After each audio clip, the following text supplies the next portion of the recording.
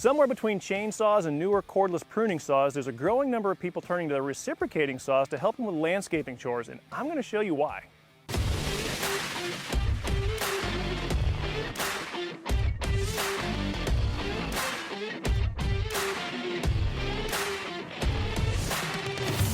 Reciprocating saws are great tools. Originally designed to replace hacksaws, they can cut wood, metal, PVC, and much more.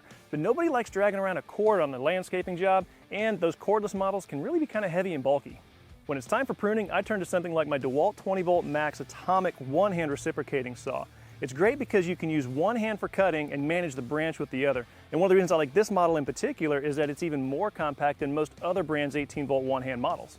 Now that we've got a lightweight compact tool, it really comes down to blade selection. Several brands make a pruning-specific reciprocating saw blade, and for the longest life, look for one that's got carbide teeth. Even if you can't find a pruning-specific blade, just use your low TPI wood-cutting blade. That's going to be aggressive enough to still make a good, clean, fast cut. For the most part, we'll cut branches up to 3 or 4 inches in diameter with one of these saws, but they do make blades that'll let you cut more. We just find that it's easier and faster to use a chainsaw at that point. There are a couple of cordless pruning saws on the market, and they're essentially miniature chainsaws. They're great tools for what they do, and they offer really smooth cutting, but they do need oil. Some of them have an auto oiler, others you actually have to oil manually.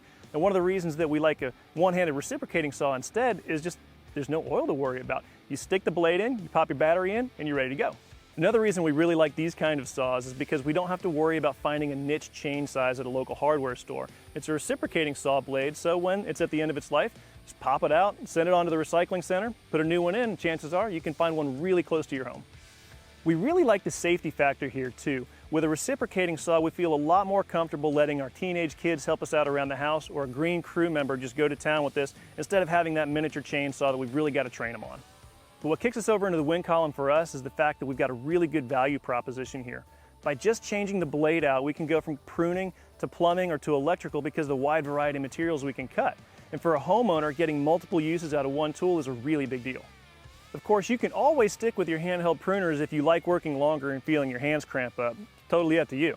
But what do you think? You ready to make the switch to a one-handed reciprocating saw for your pruning? Let us know in the comments below. And as always, thanks for watching. Hey, help us out by subscribing to the channel below and tap that bell to get notified when we post new tool reviews and shootouts. And as always, thanks for watching.